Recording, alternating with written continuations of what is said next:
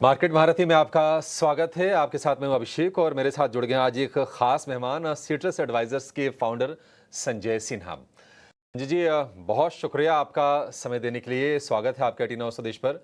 Sir देखिए, budget आया, budget को लेकर चर्चाएं थी और उसमें एक डिसअपॉइंटिंग चीज़ आई, वो था एलटीसीजी वाला। हालांकि बाजार ने उसको भी डिस्काउंट कर दिया और हम देख रहे हैं कि नए हाइज बनाकर बाजार अब स्थिर होने की कोशिश कर रहा है। आपको लगता है सर कि उसका कोई इम्पैक्ट अभी बाकी है या फिर वो चीज़ें अभी पीछे छूट गई हैं और बाजार अब नए ट्रिगर से संकेत लेते हुए आगे बढ़ेगा यहाँ से? तो देखिए, जहां तक एलटीसीजी और एसटीसीजी में बढ़ोतरी का सवाल है, तो मेरे ख्याल से बाजार ने इसके इम्पैक्ट को अपने लेवल में ऑलरेडी अब्जॉर्ब कर लिया है। ऐसा मैं इसलिए कह रहा हूं क्योंकि आज जो सबसे पावरफुल फोर्स बाजार में काम कर रहा है वो है डोमेस्टिक लिक्विडिटी फ्लो का। एलटीसीजी और एसटीसीजी के बढ़ाने के कारण अगर ऐसा लगता कि डोमेस्टिक रिटेल इन्वेस्टर इस बाजार से दूर चला जाएगा, तो हो सकता है कि बाजार इसको कुछ समय तक, यानी कि short to medium term negative रूप में लेता। अ, जिस तरह की रिस्पॉन्स और रिएक्शंस रिटेल इन्वेस्टर की रही है, उससे नहीं लगता है कि ये जो बढ़ोतरी है भले ही परसेंटेज टर्म में ज्यादा हो, लेकिन इन टर्म्स ऑफ 10 से 12.5 करना या 15 से 20% करना, हमारे ख्याल से इससे डोमेस्टिक रिटेल इन्वेस्टर रुकने वाला नहीं है और इसी बात को बाजार अपने लेवल में डिस्काउंट कर रहा है। जी, मैं सृष्टि बात कर रही हूँ। आपसे एक सेक्टर के बारे में समझना चाहेंगे जहाँ पे हम देख रहे हैं कि प्राइस एक्शन काफ़ी अच्छा है, पर आपसे ये समझना है कि क्या ऑयल एंड गैस स्पेस में इन्वेस्टर्स का रुझान फिर से आया है? क्योंकि देखिए, जितने जो भी ग्लोबल सेटअप हम फिलहाल देख रहे हैं, लगातार क्रूड में गिरावट है और भारत इसका एक बेनिफिशियरी ज़रूर साबित होता है। पर जिस तरीके से हम देख रहे हैं, कुछ ऑयल एंड गैस काउंटर, साथ ही पावर रिलेटेड जो थीम है वो काफ़ी स्ट्रॉन्ग होती जा रही है।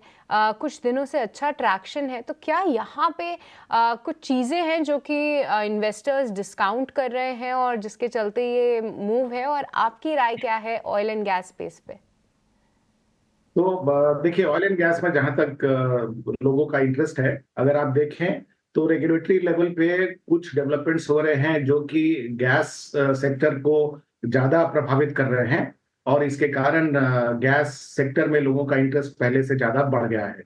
दूसरा, माना जा रहा है कि हम जिस तरह से अपनी एनर्जी कंजम्पशन को बढ़ाएंगे, उसमें गैस का एक बहुत ही ज्यादा महत्वपूर्ण रोल होगा। तो यहाँ पे कैपेसिटी एक्सपेंशन साथ ही साथ रेगुलेटरी मेजर्स का मिला जुला असर है जो हम देख रहे हैं।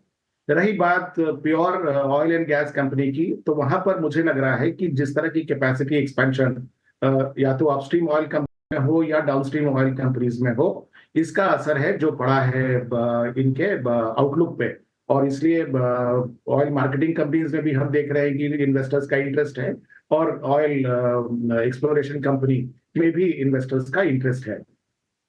रही बात पावर सेक्टर की, तो मैं समझता हूं कि पावर एक मल्टी ईयर थीम है हमारे बाजार और हमारे इकोनॉमी के लिए।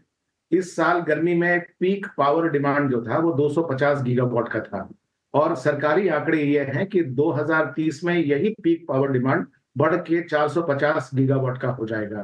तो आप इमेजिन कर सकते हैं कि किस तरह से हमें अपनी जेनरेटिंग, ट्रांसमिटिंग और डिस्ट्रीब्यूशन कैपेसिटी अगले 5 सालों में बढ़ानी पड़ेगी। और इस तरह की जो कैपेसिटी एक्सपेंशन होगी वो किस तरह की अवसर प्रदान करेगी उन कंपनीज को कि जो इस क्षेत्र में काम कर रहे हैं। इसी से रिलेटेड एक और भी पहलू है, वो ये है कि आज जो रिन्यूएबल पावर है, रिन्यूएबल पावर का हिस्सा हमारे पावर जनरेशन में करीब करीब 31% का है।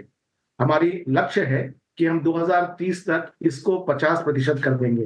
तो ये भी एक नया डायमेंशन खोलता है पावर सेक्टर में अपॉर्चुनिटी के लिए। तो मैं समझता हूं कि ये दोनों oil and gas and power opportunity है और पावर सेक्टर तो कुछ मल्टी ईयर अपॉर्चुनिटी है।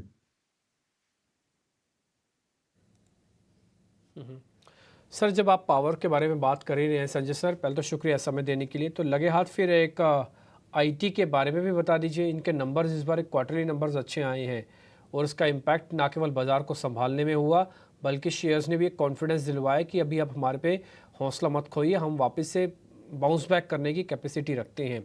एक बार आपका टेक इन आईटी कंपनीज पर भी सर। तो देखिए डीपी जी, आईटी कंपनीज के प्रति लोगों के एक्सपेक्टेशंस बहुत हो गए थे, और आप अगर इस तिमाही के रिजल्ट देखें तो absolute growth year on year को बाजार रिवॉर्ड नहीं कर रहा है।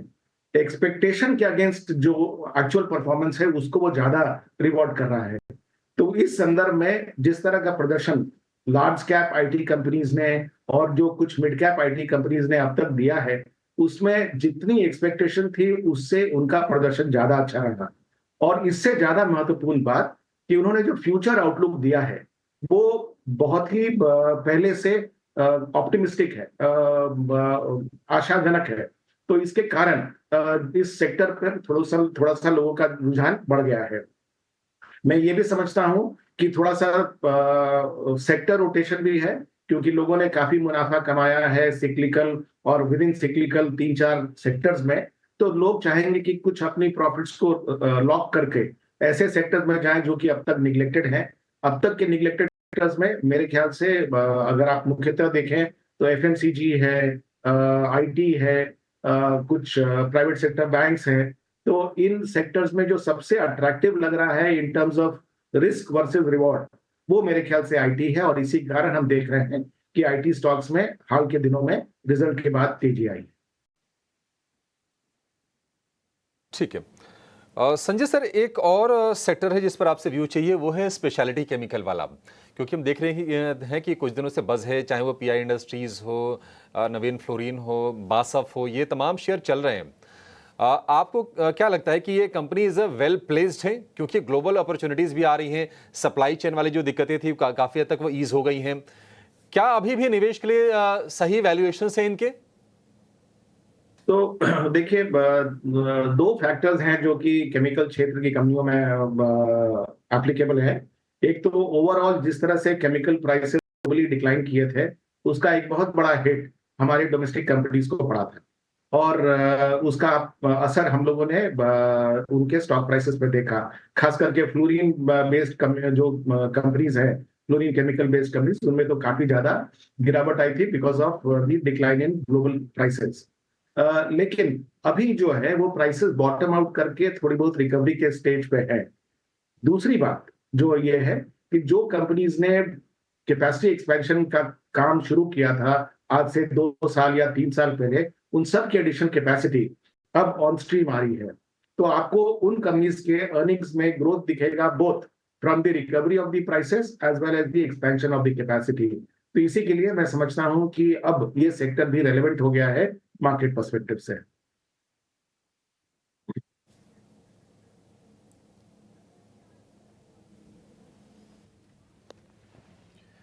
ठीक है,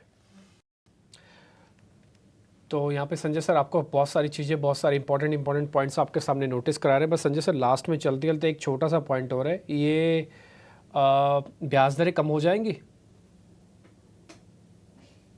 देखिए, जहां तक ब्याज दरों की बात है, तो अगर फेड रेट की कमी अगर उसको इंडिकेट करेगी कि ब्याज दरें कम होगी, तो मुझे लगता है कि काफी संभव है कि सितंबर में फेड रेट को कम करना चाहिए। रही हमारी डोमेस्टिक इंटरेस्ट रेट्स की, तो अगर आप देखें तो अगर हम अपने फूड इन्फ्लेशन को किसी तरह से कंट्रोल कर लें, तो हमारी इन्फ्लेशन की दर पर और जो कंपोनेंट्स हैं उनका असर उतना ज्यादा नहीं है। Point number 1। पॉइंट नंबर 2, जब से हमारी इंडियन बॉन्ड्स को जेपी मॉर्गन बॉन्ड इंडेक्स में शामिल किया गया है, तब से फॉरेन इंस्टीट्यूशन मनी का इधर झुकाव ज्यादा और बढ़ गया है और ज्यादा बढ़ेगा भी। इसके कारण मैं समझता हूं कि जो जीसे की यील्ड है वो अब 7% के नीचे ही रहेगी और शायद और भी ज्यादा नीचे जा सकती है। तीसरी बात, इस साल की फिस्कल डेफिसिट जो है उसका लक्ष्य रखा गया है 4.9%, अगले साल का लक्ष्य रखा गया है 4.5%, और जो नेट बोरोइंग है सरकार के द्वारा वो 11.11 ट्रिलियन रुपीस की है। तो ये सब जो 3 फैक्टर्स हैं ये इशारा कर रहे हैं कि जीसे की यील्ड्स आगे जाके और नीचे आएंगे। तो ये एक ग्राउंड बना दे रहा है कि भारत में भी by the end of this calendar year interest rates नीचे आएंगे। डन। तो हम वेट करते हैं सर, आपके इस पॉइंट से हमको काफ़ी इंटेलिजेंस मिली, काफ़ी हमारा हौसला बढ़ा और हमको ये भी समझ में आया कि कहाँ पे ठीक है, कहाँ पे ग्रीन शूज़ है, कहाँ पे मार्केट का व्यू पॉइंट रखना है। सर आप आते जाते रहिएगा, आपसे काफ़ी आप दिनों बाद, मैं बोलूँगा दिन भी क्या महीनों बाद आपसे मुलाकात हो रही है जब ना? मैं आपको हाँ, तो सर थोड़ा सा आप सब बहुत प्रकट करना चाहता हूँ, आपने मुझे अपने प्रोग्राम पे बुलाया, बहुत दिनों के बाद ही सही, लेकिन धन्यवाद। नहीं सर, हम बुलाते रहेंगे, बस आप आने की परमिशन देते रहिएगा। इसी तरह से आपके इंटेलिजेंस की हमको ज़रूरत पड़ेगी। बहुत बहुत शुक्रिया sir, thank you very much. आज आपने टाइम निकाला, अच्छा लगा आपसे काफ़ी दिनों बाद इनफैक्ट बातचीत करके। बहुत शुक्रिया sir, thank you very much. Thank you.